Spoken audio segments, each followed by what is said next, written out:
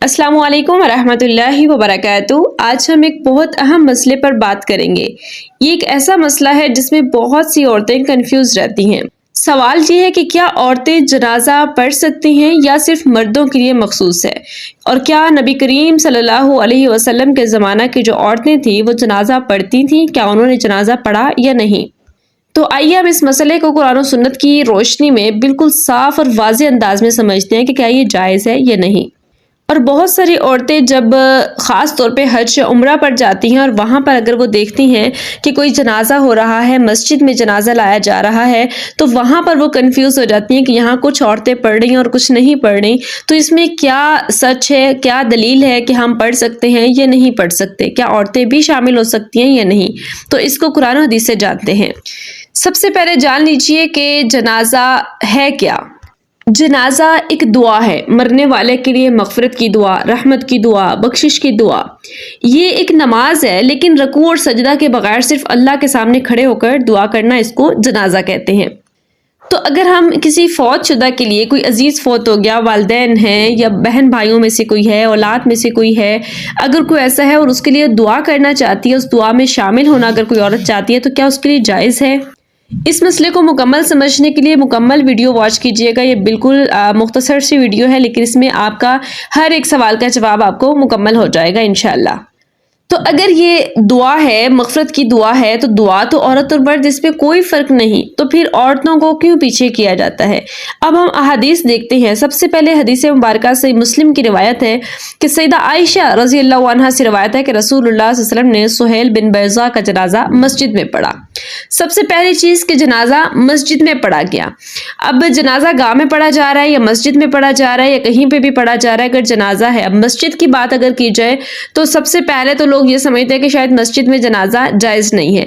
تو سب سے پہلے یہ حدیث ثابت ہو گئی کہ رسول اللہ صلی اللہ علیہ وسلم کے زمانہ میں بھی مسجد میں جنازہ پڑھا گیا، تو لہٰذا مسجد میں جنازہ پڑھنا ثابت ہو گیا۔ اور مسجد سے بہتر کیا ہو سکتا ہے؟ وہاں پر جو نمازی مقتدی سارے نماز کی حالت میں تھے، نماز پڑھنے آئے تھے، وہ جنازے میں شامل ہو جاتے ہیں، اور کسی کی بھی دعا قبول ہو گئی تو انشاءاللہ اس کی درجات بلند اور اس کی مغفرت ہو سکتی ہے، اس کے چانس ہیں۔ تو اب جب مسجد میں جنازہ ہے تو مسجد میں تو خواتین بھی ہوتی تھی رسول اللہ صلی اللہ علیہ وسلم کے زمانے میں، کہ مسجد میں ہی جا کر نماز ادا کرتی تھی، تو وہاں عورتیں بھی جنازہ اس میں شریک ہوتی تھیں اور پڑھتی تھی۔ لیکن اس کے متعلق آگے چل کے ہم اور زیادہ واضح حدیث دیکھ لیتے ہیں۔ اس سے پہلے ایک ایسی حدیث آپ کے سامنے رکھتی ہوں جس کو لوگ لے کر تنازع ان کے درمیان ہو جاتا ہے یا پھر ان کو سمجھ نہیں آتی۔ وہ یہ حدیث ہے، صحیح بخاری اور مسلم کی روایت، حضرت ام عطیہ رضی اللہ عنہا فرماتی ہیں کہ ہمیں جنازوں کے پیچھے جانے سے منع کیا گیا، لیکن سختی سے منع نہیں کیا گیا۔ اچھا، یہ وہ حدیث ہے جس میں جنازوں کے پیچھے جانے کا ذکر ہے۔ جنازے کے پیچھے پیچھے چل کے جنازہ گاہ جانا یہ الگ چیز ہے، جنازہ پڑھنا یا مسجد میں جنازہ پڑھنا یہ ایک الگ چیز ہے۔ اب یہ نہیں کہا جا سکتا کہ جنازے کے پیچھے چلنے سے منع کیا ہے تو اب جنازہ پڑھنے سے بھی منع کر دیا گیا۔ جنازہ پڑھنا الگ عمل ہے، جنازے کے پیچھے چلنا الگ عمل ہے۔ یعنی اگر جنازہ گاہ کی طرف یا قبرستان کی طرف لے کر جا رہے ہیں تو تب خواتین کو پیچھے نہیں جانا چاہیے۔ لیکن اگر کبھی وہ جنازہ مسجد میں آ جاتا ہے، عورتیں جمعہ کی نماز پڑھنے گئی ہیں، مسجد میں گئی ہیں نماز ادا کرنے کے لیے، تو اس وقت اگر کوئی جنازہ آ جاتا ہے تو اس میں شریک ہو سکتی ہے یا نہیں، وہاں پر عورت کے جنازہ کا ذکر ملتا ہے۔ لیکن اگر جنازہ کا جا رہے ہیں یا قبرستان جا رہے ہیں، پھر اسپیشل خواتین کو ان کے پیچھے چلنے سے منع کر دیا گیا۔ لیکن ساتھ ہی اسی حدیث میں ذکر ہے کہ سختی سے منع نہیں کیا، یعنی حرام قرار نہیں دیا، لیکن پسند نہیں کیا، اجازت کھلے دل سے نہیں دی گئی کہ منع فرما دیا نبی کریم صلی اللہ علیہ وسلم نے۔ تو اس لیے جنازہ گاہ کی طرف جانا، پیچھے چلنا جنازوں کی عورتوں کے لیے جائز نہیں ہے۔ تو اس لیے بہتر یہی ہے کہ عورتیں جنازہ کے ساتھ نہ جائیں۔ لیکن اگر جائیں، کوئی چلی گئی، تو اب اس کو یہ نہیں کہا جا سکتا کہ بالکل حرام ہے یا اس پہ فتویٰ لگا دیا، کیونکہ حدیث میں ذکر ہے کہ سختی سے منع نہیں کیا گیا۔ لیکن ظاہر ہے وہاں اتنی تعداد مردوں کی الگ سے کوئی پردے کا اہتمام نہیں ہو رہا، تو بہتر ہے اس سے بچ جائیں۔ اگر صحابیات کا عمل دیکھا جائے تو صحابیات نبی کریم صلی اللہ علیہ وسلم کے زمانہ میں نمازوں میں شریک ہوتی تھیں، مسجد میں آتی تھیں، عبادات میں برابر کا حصہ لیتی تھی، تو اسی اصول پر جنازہ پڑھنا بھی ان کے لیے جائز تھا۔ کیونکہ رسول اللہ صلی اللہ علیہ وسلم نے فرمایا، صحیح بخاری اور مسلم کی روایت ہے کہ عورتوں کو اللہ کی مسجدوں سے نہ روکو۔ جب عورتیں مسجد میں نماز پڑھ سکتی ہیں، جماعت میں شامل ہو سکتی ہیں، تو پھر جنازہ کی نماز بھی پڑھ سکتی ہیں۔ اگر مسجد میں جنازہ انہیں میسر ہے۔ یہ جو کہا جاتا ہے کہ عورت جنازہ پڑھ ہی نہیں سکتی، مسجد میں بھی اگر موجود تھی، عورت نماز پڑھنے گئی ہے، جمعہ پڑھنے گئی ہے، وہاں کوئی جنازہ آ گیا، ٹھیک ہے، مرد جو ہے وہ شامل ہو گئے لیکن عورتیں جو ہے وہ پیچھے ہٹ گئی، عورتیں شامل نہیں ہوئی، تو یہ ایک من گھڑت بات ہے جو قرآن و حدیث سے ثابت نہیں ہے۔ جنازہ دعا ہے اور دعا سے کسی کو بھی نہیں روکا جا سکتا۔ کیا عورت دعا نہیں کر سکتی؟ کیا وہ مغفرت نہیں مانگ سکتی؟ بالکل کر سکتی ہے۔ عورت جنازہ بھی پڑھ سکتی ہے، مسجد میں بھی نماز پڑھ سکتی ہے، گھر میں بھی پڑھ سکتی ہے، سب طرح سے اس کی نماز جائز ہے، گھر میں پڑھنا چاہے مسجد میں پڑھنا چاہے اس کو روکا نہیں جا سکتا، بالکل پابند نہیں کیا جا سکتا کہ گھر میں ہی پڑھے۔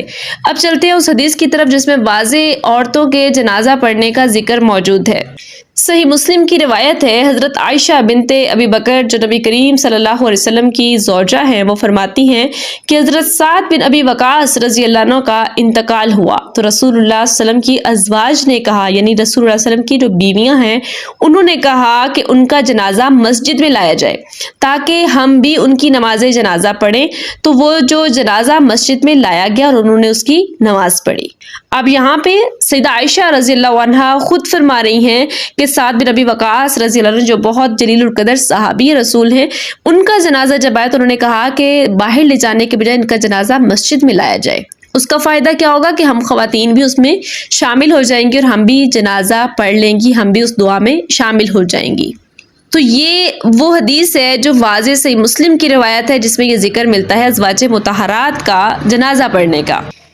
تو اسی طرح اگر آج بھی خواتین جو ہیں وہ حج عمرہ پر جاتی ہیں اور اکثر وہاں پر جو مسجد نبوی میں یا مسجد میں اگر کوئی جنازہ ان کے سامنے آ جاتا ہے یا کسی مقام پر تو عورتیں پیچھے ہٹ جاتی ہیں، وہ سمجھتی ہیں کہ شاید صرف ہمارے مردوں کے لیے ہے یا عورتوں کے لیے نہیں ہے جنازہ، تو وہ سائڈ پہ ہو جاتی ہیں۔ تو آپ کے پاس ایک خوبصورت موقع ہوتا ہے کہ آپ کسی فوت ہونے والے مسلمان کے لیے دعا کر سکیں، اس کی مغفرت کی دعا کر سکیں۔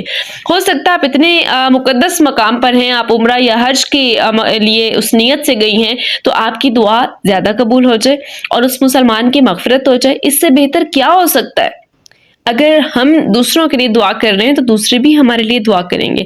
ہم چاہتے ہیں کہ ہمارے لیے دوسرے دعائیں کریں، ہمارے مرنے کے بعد بھی لوگ دعائیں کر رہے ہوں، ہمارے مرنے کے بعد بھی ایسے اعمال ہوں جو ہمارے لیے پیچھے سے ثواب جاریہ کے طور پر پہنچتے رہیں، تو ہم دوسروں کے لیے کیوں نہیں کرتے؟